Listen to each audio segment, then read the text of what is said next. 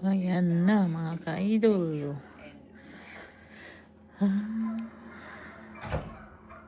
This is the Zimmerman family Northfield farm, started in the 1950s by John's dad. Ayan si Sean, no?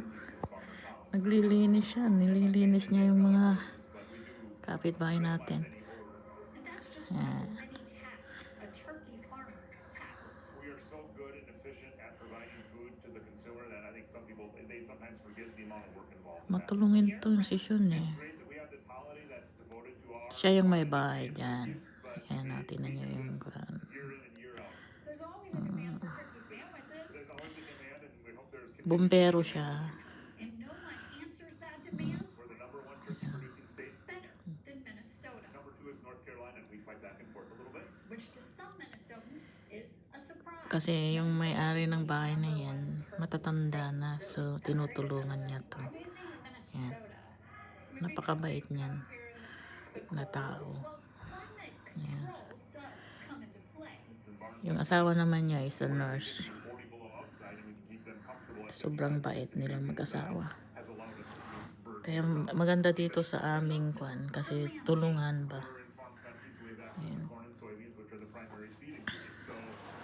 Yan mga ka-idol. Yan. Grabe. Yan. Yung asawa ko din, lalabas na yan, magkakon din. Maglilinis din.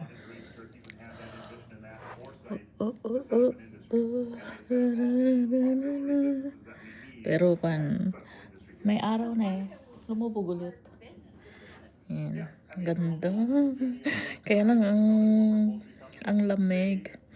Baka hindi ko kayanin. Mahina na kasi yung tuhod ko eh. Pero pag medyo malakas-lakas pa ako, nako, makatakbuhin ko yan. Magtatampisaw ako. Kaya lang, wala eh. Sa totoo lang. Ayan din si Joe. Ayan si Joe. Yung aming kapitbahay, si Joe. Ayan. Naglilinis din ng kanilang driveway. Mabait din yan.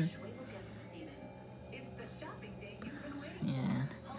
Yun naman yung asawa ko. Ayan. Ayan yung aking asawa. Oh. Enjoy yan. Nag-i-enjoy yan. Ayan. May nakalimutan yata.